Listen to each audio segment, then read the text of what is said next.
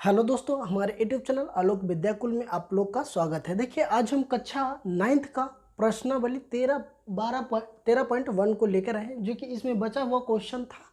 एक 9 number question बचा हुआ था, जो कि आपको आज हम सॉल्यूशन करने वाले हैं। तो सबसे पहले हम क्वेश्चन समझ लेते हैं कि क्वेश्चन आखिर क्या कहता है बच्चों। तो हम क्वेश्चन समझते हैं। क्वेश्चन कह रहा है कि एक खेत समलंब के आकार का है। एक खेत है जो समलंब के आकार के है। कह रहा है एक खेत समलंब की आकार का है, जिसकी समानांतर भुजाएं 25 मीटर है और 10 मीटर है। इसकी असमानांतर भुजाएं 14 मीटर और 13 मीटर है। तो इस खेत का क्षेत्रफल ज्ञात कीजिए। तो कहने का मतलब है कि एक समलंब त्रिभुज है ना, भुजाएं समलंब चतुर्भुज है। इसका हमको क्षेत्रफल निकालने की बात कहा जा रहा है। तो देखिए, समलंब तो एक भुजा दे दिया है कि 14, ये को दे दिया है 13, ई है 13 मीटर बच्चों। ये एक समलंब चतुर्भुज है। ये दोनों भुजा, ये भुजा दोनों समानांतर है। क्या है? ये दोनों भुजा दोनों समानांतर है। ये दोनों भुजा दोनों समानांतर है, मतलब बराबर है। ए बी और ई सी दोनों समानांतर है। ए डी, ए ई और डी सी ये दोनों समानांतर है।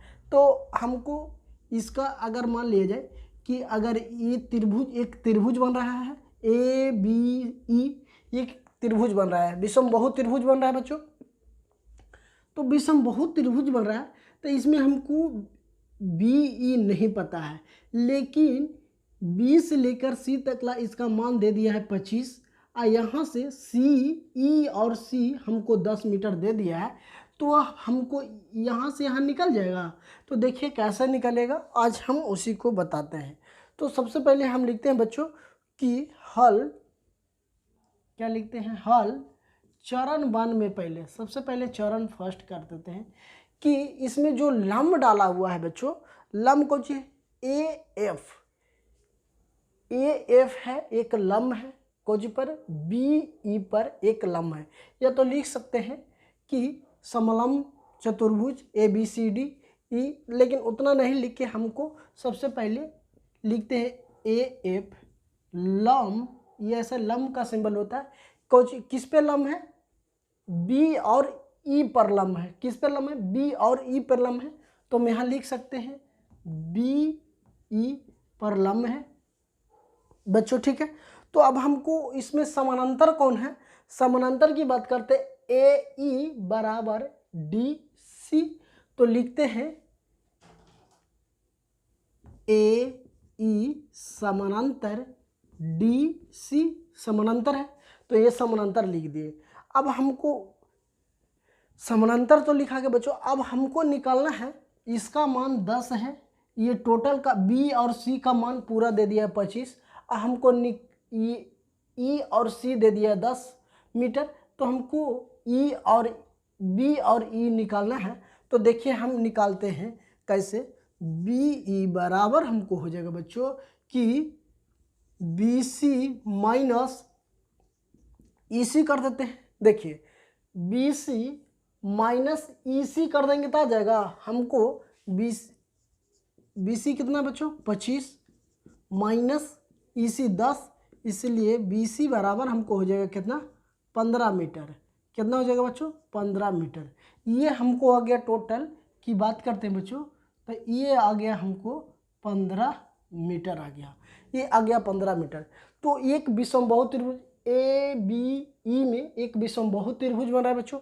तो विषम बहु त्रिभुज जब इसका क्षेत्रफल निकाल देंगे बच्चों, तो इसको आधार हमको जब इसमें हमको लंब निकालेंगे तब ना समलंब चतुर्भुज का क्षेत्रफल निकलेगा। जैसे समलंब चतुर्भुज का क्षेत्रफल होता है 1/2 ए बी गुणे एच।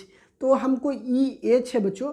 तो इसको एच कब निकालेंगे? पहले इस त्रिभुज का निकाल देते हैं क्षेत्रफल। और जब क्षेत्रफल हमको पता हो जाएगा और इसको एक भुजा पता हो जाएगा तो आधार निकल जाएगा, ठीक है, आधार निकल जाएगा। जब हमको ऊंचाई इसको दे दिया है 13 मीटर, सॉरी इसका हमको अति दे दिया है ना बच्चों, तो इसको हम आधार पता है, सॉरी देखिए आधार हमको 15 मीटर पता है, लेकिन इसका ऊंचाई हमको नहीं पता बच्चों। तो ऊंचाई निकालने के लिए हमको अगर इसको विषम बहु त्रिभुज का क्षेत्रफल निकाल देंगे तो त्रिभुज का क्षेत्रफल ये हो जाएगा। और त्रिभुज के क्षेत्रफल से हमें 1/2 आधार गुने ऊंचाई से हम निकाल देंगे। तो अब हमको आधार पाटता है तो ऊंचाई निकल जाएगा। तो देखिए अब हम चलते हैं, तो सबसे पहले विषम बहु त्रिभुज लिख लेते हैं कि त्रिभुज ए बी ई में, है ना।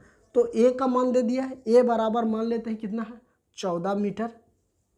बी बराबर की बात करते हैं तो बी 15 मीटर। सी की बात करते हैं तो 13 मीटर। ठीक है, तो इससे हम अर्ध परिमाप निकाल लेते हैं। एस बराबर क्या होता है बच्चों, ए प्लस बी प्लस सी बटा 2 होता है। तो एक के मान एक 14 है, एक 15 है, एक 13 है, बटा के 2 कर देते हैं। हमको कितना हो जाएगा, इसको अगर जोड़ देंगे बच्चों तब 5 3 8, 8 4 12 के 2 हो गए बच्चों। अब ये 3 1 4 मतलब कि 42 हो गया। 42 बटा कितना कर दे, हम 2 कर देते हैं ना बच्चों, तो ये 2 हो गया, 2 तो 21। इसलिए एस बराबर हमको पता हो गया कि कितना आ गया, 21 आ गया। जब 21 आ गया बच्चों तो हम इसको हीरो के सूत्र से निकाल देते हैं इसका क्षेत्रफल। तो लिखते हैं कि त्रिभुज ए बी सी का, तो लिखते हैं हीरो का सूत्र से त्रिभुज ए बी ई का क्षेत्रफल, है ना। क्षेत्रफल क्या होता है, S into S minus A into S minus B into S minus C. ये बात, इतना बात आप लोग समझ गए होंगे बच्चों। जब इतना बात, तो हमको एस बराबर यहाँ निकाले है 21, तो यहाँ लिख देते हैं 21, और फिर यहाँ 21 माइनस ए के मान कितना बच्चों 14, तो हम यहाँ 14 लिख देते हैं। फिर लिखते हैं 21 माइनस बी बराबर कितना -15, और 21 माइनस 13 हो गया बच्चों। ये तो समझ गए ये चीज़। अब देखिए ये जो 21 है तो हम यहाँ लिख सकते हैं 21 गुने, अब 21 में से 14 घटा देंगे तो हमको कितना बच जाएगा, 21 में से 14 घटाएंगे तो कितना बचेगा 7 बचेगा। 21 में से 15 जाएगा 6 बचेगा। 21 में से 13 जाएगा बच्चों तो कितना हो जाएगा 8 बच जाएगा ना, ये 8 है ना बचेगा जी, तो 8 कर दिए। अब इससे तो हमको क्षेत्रफल निकाल देते हैं। तो देखिए 7 तिया 21, इसको गुणनखंड तोड़ दिए, 21 को 100 तिया 21 गुणनखंड तोड़ दिए, गुने 7 हो गया। अब इसको 3 दूना के 6 तोड़ देते हैं, और इसको 4 दूना के 8 तोड़ देते हैं, ये रूट हो गया। अब देखिए रूट से बाहर निकालने के लिए सबसे पहले हम जानते हैं कि जिसमें दो संख्या अगर दो गो है, एगो बाहर निकाल देते हैं। तो जोड़ा जो भी लग रहा है, जोड़ा 1 2 है ना, 1 2 फिर 1 2, जो जोड़ा निकल रहा है उसको बाहर निकाल दिए। अगर जिसको जोड़ा नहीं लग रहा है उसका वर्गमूल निकल रहा है तो उसको हम वर्गमूल निकाल देंगे। तो देखिए 1 2 गो 7 है तो 1 गो बाहर कर दिए, 2 गो 3 है तो 1 गो बाहर कर दिए, 2 गो 2 है तो 1 गो बाहर कर दिए, और 4 का हमको वर्गमूल पता है कि 2 होता है। तो अब हमको आ गया, इसको अब गुना कर दीजिए, 7 21 21 दूना 42, 42 दूना कितना हो जाएगा 84 मीटर स्क्वायर का क्षेत्रफल है, तो स्क्वायर में हो जाएगा, क्षेत्रफल हो गया स्क्वायर में। तो अब हमको इतना पता हो गया बच्चों। तो अब हम इससे देखिए, अब हम क्या करेंगे कि इससे अब हम आधार लंब निकाल देंगे। इससे अगर आधार पता है और लंब हमको नहीं पता है तो इसका क्षेत्रफल हमको पता है बच्चों। अगर क्षेत्रफल पता है, आधार पता है, तो ऊंचाई नहीं निकल जाएगा। तो देखिए लिख देंगे कि त्रिभुज ए बी ई का क्षेत्रफल हो जाएगा 1/2 आधार गुना ऊंचाई हो जाता है, ऊंचाई होता है बच्चों, ये बात समझ गए। तो देखिए अब हमको क्षेत्रफल पता है, इसका क्षेत्रफल कितना है बच्चों पता है, हमको अभी निकाले हैं, इसका क्षेत्रफल निकाले हैं 84 मीटर बराबर 1/2 हो जाएगा। आधार हमको पता है कितना है 15 है, और ऊंचाई हमको नहीं पता है तो ऊंचाई निकाल देना है। तो देखिए ऊंचाई कैसे निकालेंगे, तो अब हम क्या करते हैं बच्चों कि इसको ये जो h है, ये h है, h बराबर ये चल जाएगा बराबर 84 बटा में हो जाएगा बच्चों। तो इसको हम बटा में 84 गुने, ये बटा में है ना 1/2, तो ये भी ऊपर चल जाएगा 2 हो जाएगा, और ये 15 यहाँ बच गया तो 15। तो अब हम इसको कैसे काटना है, तो अगर काटेंगे तो बच्चों हम सबसे पहले 5 से काट देते हैं। अगर इसको 5 से काटते हैं, 3 से काटते हैं तो 3 5 के 15, इसको हम 3 से काटेंगे तो कितना बार में कट जाएगा बच्चों 28 बार में कटेगा। जब 28 बार में कट जाएगा तो हमको h बराबर हो जाएगा 28 दूना 56 बटा के 5। h बराबर हमको 5 आ गया। अब हमको समलम चतुर्भुज का क्षेत्रफल पता है। समलम चतुर्भुज का क्षेत्रफल पता है तो इससे हम निकाल देंगे। तो देखिए ये क्या होता है 1/2 समलम चतुर्भुज का क्षेत्रफल की बात करते हैं तो समलम का क्षेत्रफल होता है बच्चों, क्षेत्रफल 1/2 a + b गुने h होता है। तो देखिए अब कहिए a + b और h होता है तो देखिए हमको 1 है तो 1/2 लिख देते हैं। a के मान a को कितना दे दिया बच्चों 10 है, प्लस b के मान कितना है 25 है, और h के मान हम अभी निकाल के लाए हैं 56/5। तो यहाँ लिख देते हैं 56/5। अब इसको 1/2 इसको जोड़ दीजिए कितना हो जाएगा 25 गुने 56/5। इसको काट देते हैं 25 हो जाएगा बच्चों।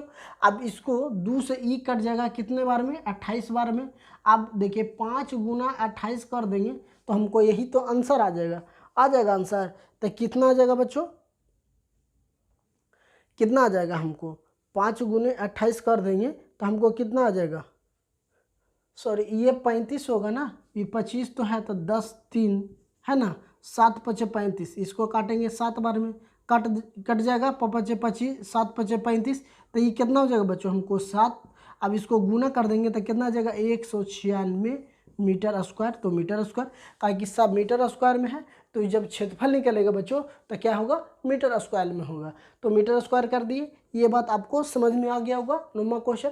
अगर आप वीडियो के इससे पहले वाला अगर आप वीडियो नहीं देखें बच्चों तो आप मेरे प्लेलिस्ट में जाकर या तो डिस्क्रिप्शन बॉक्स में लिंक भी दिया गया है तो वहाँ से भी आप देख सकते हैं। अगर क्वेश्चन समझ में आया तो हमें कमेंट करके ज़रूर बताएं। अगर और एक बात बता देते हैं बच्चों कि अगर आप वीडियो पे नए हैं तो हमारे चैनल को सब्सक्राइब कर लीजिए ऑल नोटिफिकेशन में करके, ताकि आने वाला वीडियो का नोटिफिकेशन अब तक सबसे पहले पहुंच सके और दोस्तों के साथ शेयर करें। थैंक यू दोस्तों, फिर मिलते हैं अगली कक्षा में।